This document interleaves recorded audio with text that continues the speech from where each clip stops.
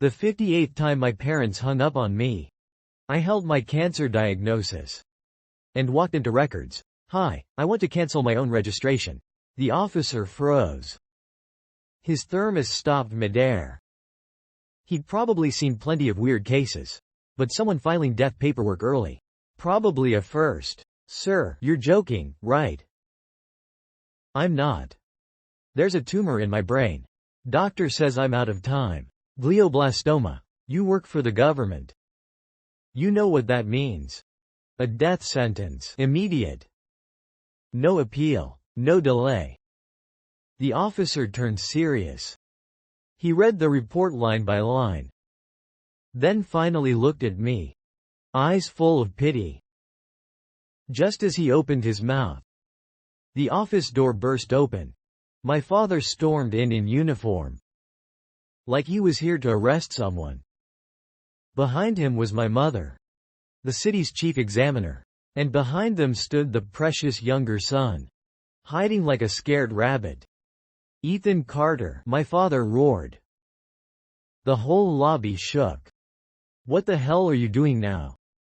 He stopped right in front of me. Didn't even look at the report. He just slapped me. The crack echoed hard. The whole office went silent. I tasted blood in my mouth, but said nothing. Fighting your brother for attention again. Dragging police into this. Did school teach you nothing? Richard Carter, deputy captain of investigations, stood there judging me like a criminal. Not like I was his son, but some suspect he arrested. My mother snatched the diagnosis away. Those eyes that dissected corpses scanned the paper calmly. Then she laughed coldly. "Fake report. Pretending to be sick for attention. Ethan, you've learned new tricks. Still lying after all these years." She tossed my death sentence onto the desk like useless junk mail. Right on cue, Noah started acting. His eyes turned red, and he grabbed my parents' hands. "Dad, Mom, it's all my fault. If I hadn't wanted a birthday party, Ethan wouldn't have. Ethan, I'm sorry. I won't celebrate anymore. Please stop upsetting Mom and Dad." His voice sounded soft, but every word was calculated. First, he set the motive. I wanted attention. Second, he made himself look kind. And me look insane. Third, he branded me a liar. And sure enough, my parents looked even colder. "Look at your brother. Why can't you be like him? Over one birthday. You make this life or death drama. Now you're trying to erase your registration. Who are you threatening?" I ignored the shouting. I only felt warmth running from my nose. I wiped it away. My palm came back red. Not fake. Real blood. The tumor was pressing my nerves. A common symptom, but in their eyes, it was just part of my act. I pulled out a tissue and wiped myself clean. Then, before all of them, I stood before the officer again. My voice was calm, but perfectly clear. "Officer, can we begin now? I know, I'm only asking about the process and filing a request to be declared missing. After enough time, I'll be legally dead." My father shook with rage and grabbed my collar. "You bastard. Richard Carter's son filing as missing. You've disgraced me. Deputy Captain Carter, first. I'm 26. I'm a legal adult. Second, I'm filing for myself. This has nothing to do with your title. Lastly, I suggest you let go. There are cameras." His face shifted from red to blue. He probably never thought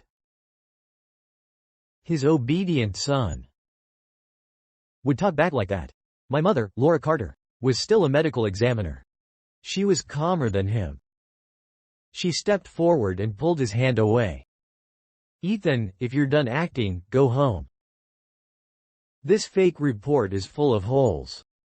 Typical glioblastoma symptoms. are seizures and high intracranial pressure. A little nosebleed. Playing tragic TV lead now. Don't insult my profession. Her words were sharp and cruel, as always. In her eyes, my pain was just bad acting. I didn't argue. I took more documents from my bag and placed them on the desk. Brain CT scans. Contrast MRI images. Pathology report. Doctor's signature. And the hospital seal.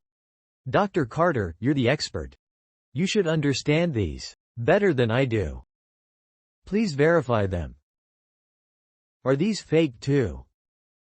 The thick stack of proof landed like a silent slap across Laura Carter's face. Her expression finally changed. Her perfect calm finally cracked. For the first time, she picked up the CT scan. Under the light, her pupils tightened. My father sensed it and snatched it over. He wasn't a doctor, but that twisted shadow, covering half my brain, was clear even to him. What is this? For the first time. His voice shook. A tumor, found too late. Surgery is no longer possible. Chemo can only buy time. If I'm lucky, 6 months. If not, 3. I said it calmly. Like it was someone else's story. Because the worst was already over. It was holding the first diagnosis. And calling them again and again. Only to hear, the line is busy. It was lying alone in the hospital. Signing the biopsy form. It was hearing the final result. With no one beside me. Only the sunset outside. By then, I had no tears left. The records office went dead silent. Even Noah stopped crying. He probably didn't expect I'd go this far. With such complete props. No, impossible, my mother muttered. She flipped through the reports wildly. Desperate to find one flaw. This must be a mistake. Which hospital? Which doctor? I'll ask them myself. Dr. Lee, neurosurgery, City Hospital. Not even heartbreak. They never cared if I was dying. All they cared about was this mess. Ruining their perfect lives. Officer, I turned back. To the stunned clerk. Can we continue? He opened his mouth. About to answer. Then Noah fell to his knees. Ethan, he grabbed my leg, crying hard. Ethan. Please don't scare me. It's all my fault. I shouldn't have asked for that gift. Or asked them to take me out. Whatever you want, I'll give you. Just don't abandon us. Don't abandon this family. He sobbed like the victim. As if I were the cruel one. Throwing them away. I looked down at him. Just yesterday. On his 18th birthday.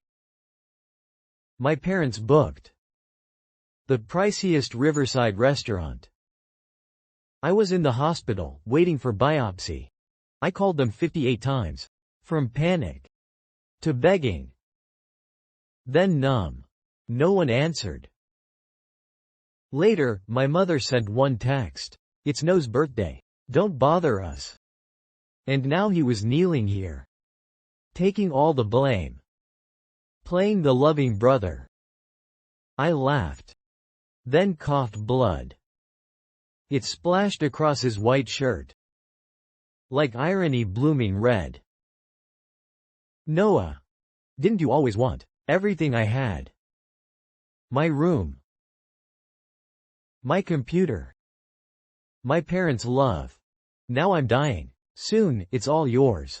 You should be happy. So why cry? Noah froze. In his tearful eyes, the fake sadness vanished. replaced by real panic. My parents finally snapped back, and their next move was exactly as expected. My father, Richard Carter, tried to control the scene. He rushed to the door and barked at the crowd. "What are you looking at? Police business. Move along." Then he turned back, lowered his voice, and growled, "Ethan,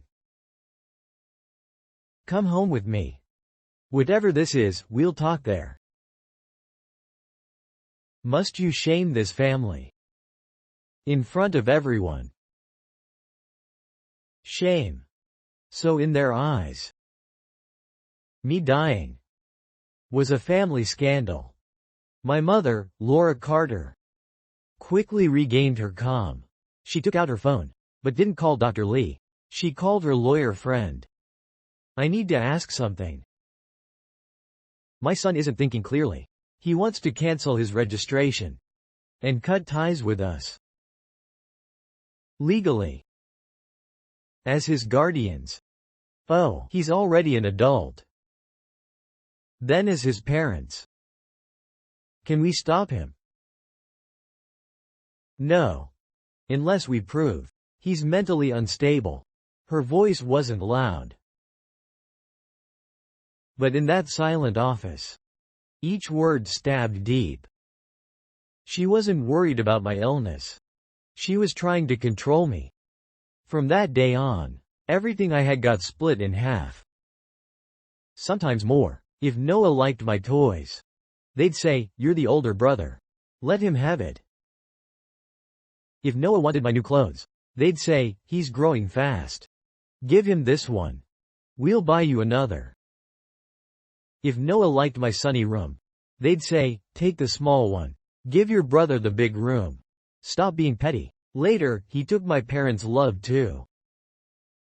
When Noah got sick, they stayed by his bed all night. When I had a fever, they just said, "Drink water.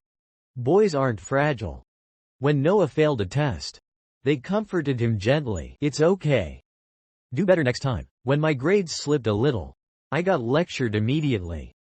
"Do you even want to go to college?" I used to think if I worked hard enough, behaved enough, they'd finally notice me. I got into the best university, won top scholarships, and joined a top company. Every month, I gave them 2/3 of my salary, just to make life easier, and earn one glance. But I was wrong. In their hearts, everything I did meant less than one tear from Noah, because Noah proved they were good people, great parents. And I was just proof. They had another son. One they didn't want. "Ethan, what are you saying? Did we ever treat you badly?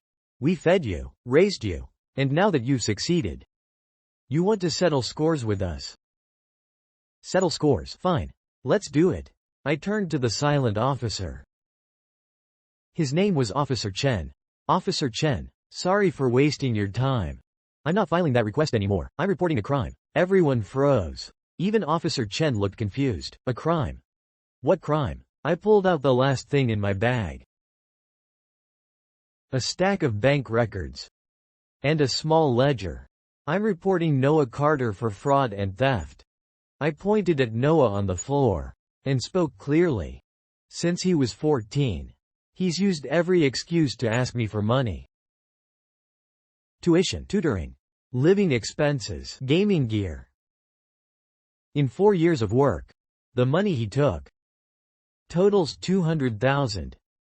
Every transfer here has a note attached, and my parents, as guardians, knew everything and enabled it.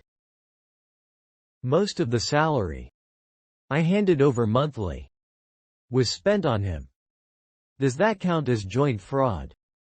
Also, I held up a card statement. "This is my supplementary card."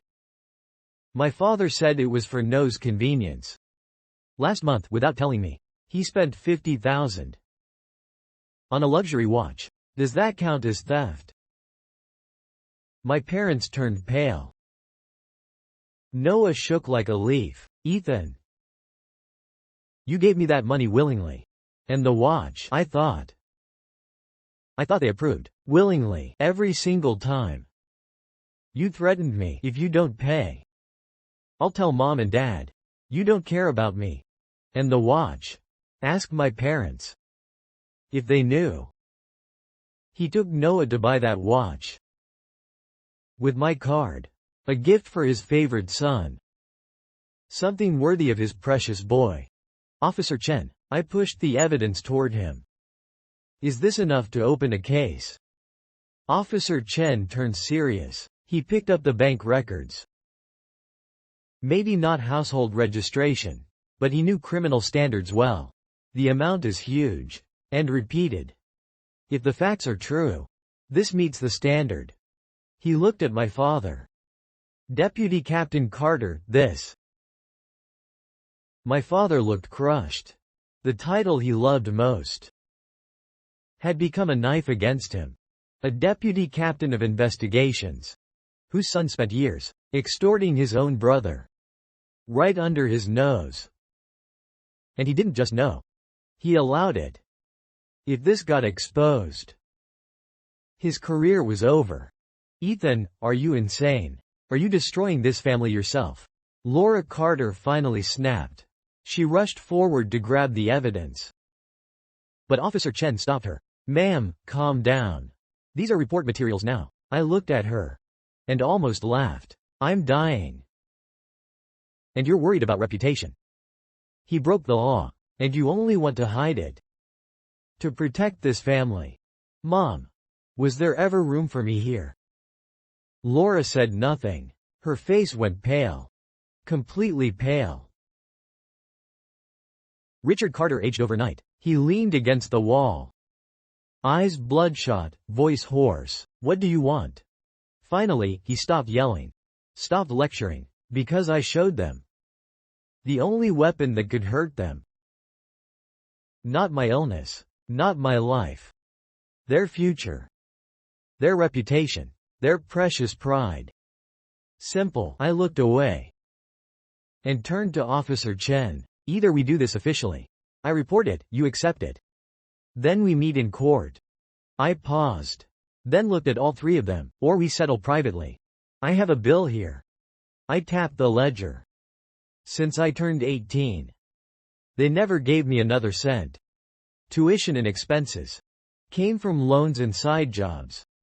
After I started working, I gave this family $10,000 monthly. 4 years, $480,000. What Noah took from me. Plus interest, $220,000. That's $700,000. Also, when they bought that apartment, I paid $100,000. I'm not splitting the property. I just want my money back. $800,000 total. I looked at them calmly. Give me $800,000. I'll withdraw the report and sign the severance agreement. From now on, we owe each other nothing. This is extortion. My father shook with rage. No, I shook my head. Deputy Captain Carter, you know the law. This is a civil settlement. I'm only taking back what's mine. Compared to criminal records for you and your son, this deal is generous. My mother stared at me. Her eyes were full of fear. Like she didn't know me anymore. That the son she always saw as weak, obedient, easy to control, would one day corner her. With the thing she trusted most, logic and evidence. Noah was terrified. He hid behind my parents. Too scared to cry. We don't have that much money. My mother forced the words out. No money. I laughed. Mom, seriously. I know exactly what you both make. And your ranks, with all your savings. Plus last month's bonus. Is $800,000 really impossible? Yeah. I knew everything. For years, I lived in that house like a ghost. They never hid conversations from me. Because they thought I was too stupid. Or too numb to care. So I remembered everything. And today, it became leverage. Laura's face completely changed. She knew I wasn't bluffing. I had calculated everything already. The records office froze over. Officer Chen stood nearby, holding my documents. Expression serious. Saying nothing. Like a referee, waiting for the final answer. Right then, someone unexpected arrived. Laura, Richard, what's going on here? The office door opened again. A middle-aged man in a jacket stormed in angrily. It was my uncle, Marcus Lane, my mother's younger brother. He froze at the scene. Then he saw my pale face and the blood by my mouth. His expression changed instantly. Ethan, what happened? Who hit you? He rushed over and grabbed my arm, then glared at my father. Richard Carter. You hit him again. Real impressive. Hitting your son inside a station now. My father's face changed colors. He couldn't say a word. My uncle was the only person who ever showed me warmth. He and my mother never got along because he always thought she was too cruel to me and too soft on Noah. Uncle, I said, my voice hoarse. Don't be scared, Ethan. I'm here now. Whatever happened, tell me everything. I shook my head and handed him the diagnosis. He took it, confused. After one glance, he looked struck by lightning. He froze completely. What is this? His voice shook hard. His eyes reddened instantly. No, this can't be real. Ethan, did they misdiagnose you? Before I could answer, Laura spoke coldly. Marcus, this is our family business. Stay out of it. Family business. Laura, look at this report. You call this family business? This is a life. Your son is dying. And you're talking about family business. He threw the report at my mother. Did you know Ethan was sick? Did you ever care for him? Look how thin he is now.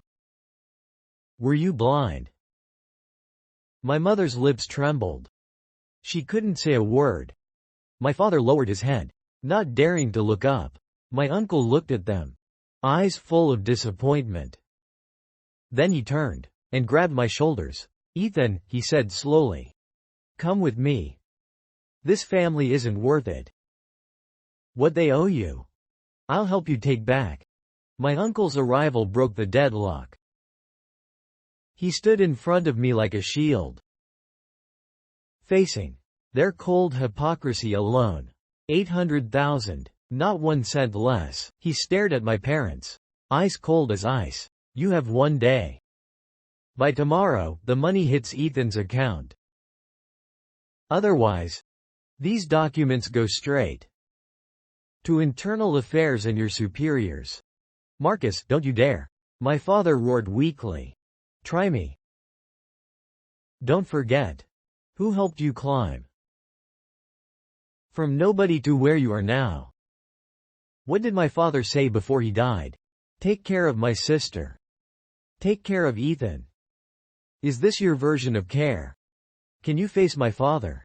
Can you face that uniform? My father lost all color. My grandfather used to be police chief. Though he died years ago, his influence remained. My uncle's words stabbed exactly where it hurt most.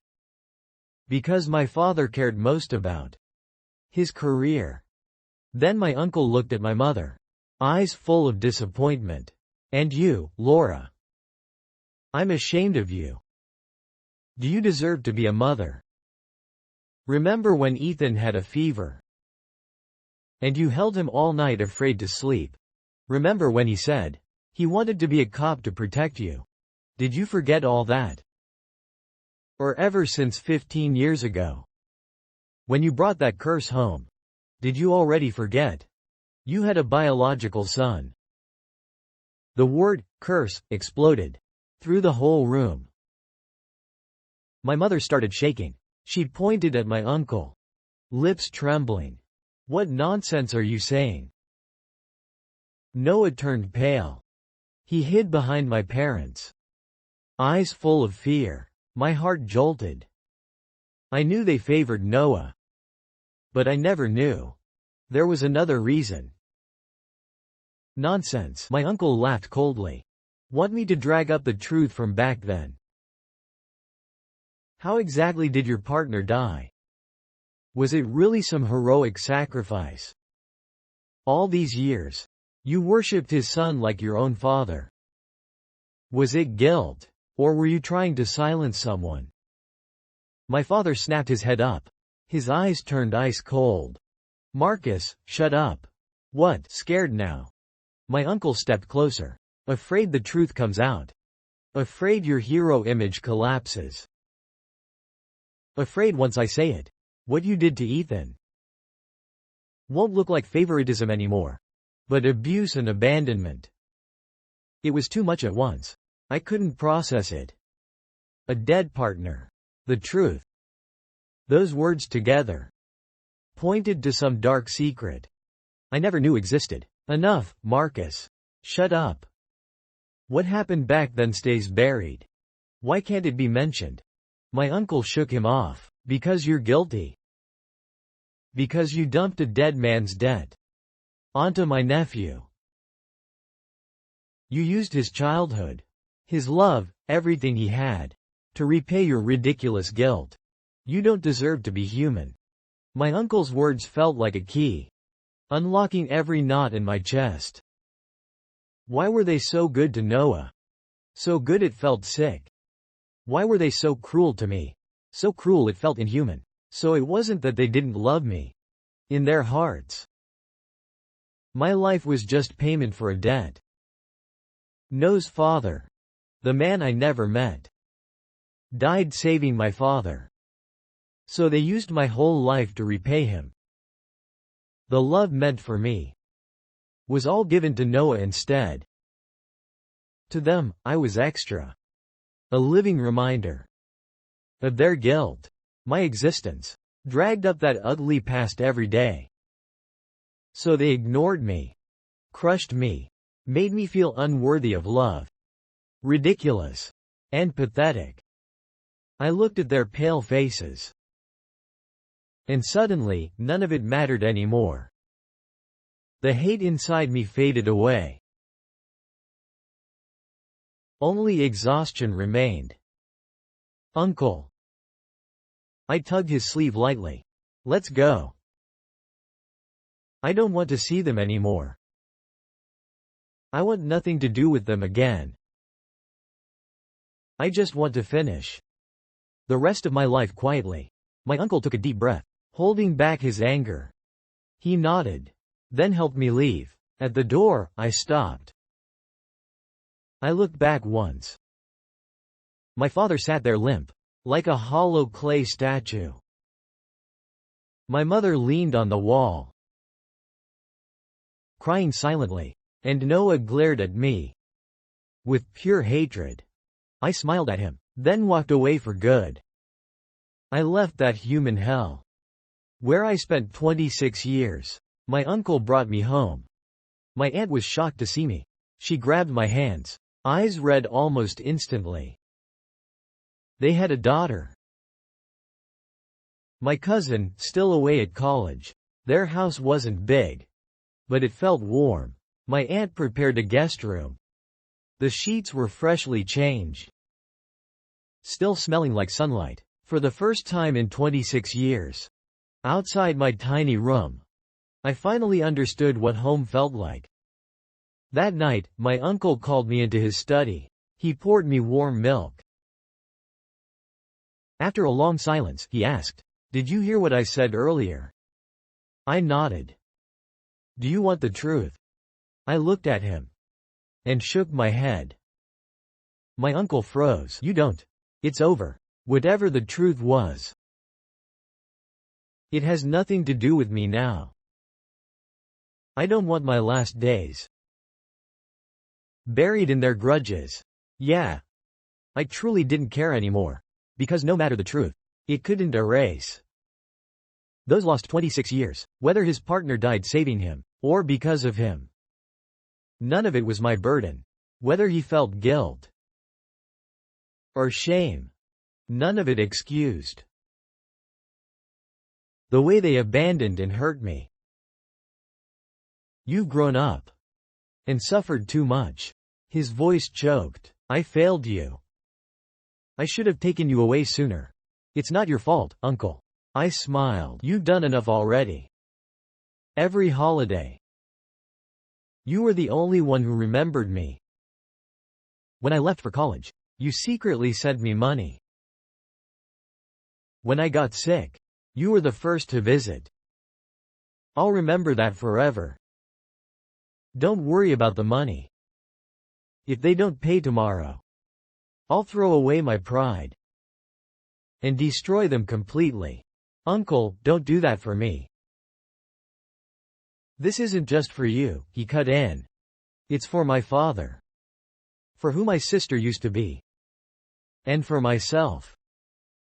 I can't keep watching them walk the wrong path.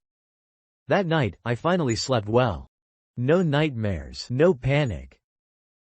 Like all the safety I missed for 26 years, came back at once. The next morning, my phone rang. Unknown number. I answered. My mother's tired voice came through. The money's ready. Send your account. No need. I don't want contact with you anymore. Send it to my uncle. I hung up before she could reply. Half an hour later, my uncle got the transfer notice. 800,000 exact amount. In the end, they gave in. Buying back their future with money. Fine. I never planned to keep it. My uncle and aunt struggled their whole lives. I wanted to leave them something. The rest would be donated in my uncle's name to children with brain tumors. My life couldn't be saved. But maybe this money could save another kid like me. That afternoon, my uncle took me back to hospital. After checking my scans, Dr. Lee sighed. Young man, prepare yourself mentally. Your condition is very bad. The tumor's too deep and spread too far. Surgery won't help much. I know. I nodded. Dr. Lee, I'd like to stay hospitalized. I'll spend my remaining time here. Dr. Lee looked at me, eyes full of respect. All right. We'll do our best to ease your pain and improve your remaining days. While doing admission paperwork, I saw someone familiar. Noah. He hid in the corner like a thief. The second he saw me, he looked away and turned to leave. Noah, I called. His whole body stiffened. He stopped, then slowly turned back. He wouldn't look at me. What are you doing here? I. He stuttered for ages, then pulled out a bank card. Mom and Dad sent this. They said, it's for treatment. I looked at the card and smiled. Treatment money. So 800,000 wasn't enough to buy out 26 years. Now they want more money to buy back their guilty conscience. No, Ethan. But suddenly, he grabbed my hand. Ethan, he looked up, eyes bloodshot. For the first time, that fake face showed something real, something ugly. Do you really think you won? You think taking money and leaving means revenge, means freedom? Wake up, Ethan. You're dying soon. And I'll keep living just fine. I'll spend their money, sleep in your room, drive your car, and take everything that was yours. Right now they feel guilty. But people forget. Once you're dead, give it a year, maybe 2. They'll forget you completely. And I'll still be their precious son. You. Just a stain they erase from memory. His voice sounded poisonous, like a snake hissing. I looked at him calmly. Honestly, he looked pathetic. A parasite living off someone else's love. A pitiful shadow. Using guilt to prove he mattered. Done talking, I asked quietly. He froze. I pulled free and patted his shoulder.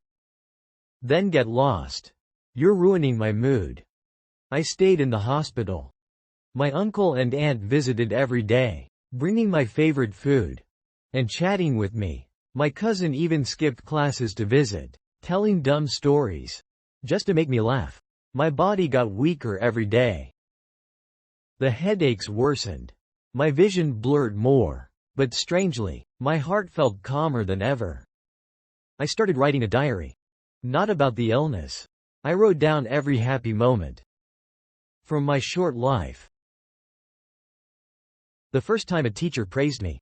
My first scholarship. The first breakfast I gave my crush. Gaming all night with friends. The first bike my uncle bought me.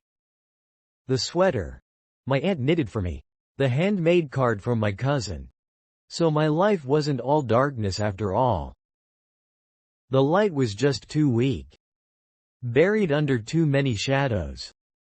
I made a will. I didn't own much. Just a few months' salary left in my account. Plus some books and an old computer. The money would go to my cousin. The books would be donated. Inside the computer was a novel I wrote. Over 100,000 words. I sent it to a friend to upload online. It wasn't amazing. But once, it was my dream. I even picked my grave. A sunny hillside. Overlooking the city lights, not too close to them. But not too far from the world. Everything was arranged. Like a traveler ready to leave, I packed my things. And waited calmly for the end. During that time, Richard and Laura came once. They carried supplements, and stood outside my room, awkward and uneasy. Like guilty children. My uncle blocked the door. "What are you doing here?" "Checking if he's dead yet." His tone was ice cold. "Marcus, we just want to see him." No need. The moment I left that office, we stopped being family. Leave. "Ethan, do you really hate us that much?" Hate. I thought about it. Not really. Hate takes energy. And right now, I barely had strength left to talk. I don't hate you. I just don't want to see you again. Being near you makes me suffocate. Silence hung outside the door. Then their footsteps slowly faded away. That night, I dreamed. In the dream, I was little again. My dad carried me on his shoulders to see lanterns at the park. My mom held my hand and taught me my name. The sunlight felt warm. The wind felt soft. They smiled and called me, "Ethan, Ethan." I smiled and ran to them. Then I woke up. My pillow was soaked. My condition got worse fast. Near the end, I couldn't speak anymore. I could barely see. The world became blurry shadows and light, mixed with ringing sounds. My uncle and aunt stayed beside me, holding my hand, talking non-stop. I could feel their warmth. I could hear them. But I couldn't reply. My mind felt like a leaking boat, slowly sinking into darkness. Before I blacked out completely, I think I saw them again. Richard and Laura stood by my bed. Far away, yet strangely close. Richard wore plain clothes. His back was bent. His hair was white. He looked at me. His lips moved, but I heard nothing. Laura didn't cry. She only stared at me quietly, eyes full of emotions I couldn't read. Was it a hallucination? Or had they really come? I didn't know. And honestly, I didn't care anymore. With my last bit of strength, I moved my lips slightly. Goodbye, Dad. Goodbye, Mom. Goodbye to this world I once entered. and was now leaving. If there's another life, I won't ask for money. I won't ask for fame or success. I only hope to be born into a normal, warm family. A dad who carries me on his shoulders. And a mom who teaches me to write.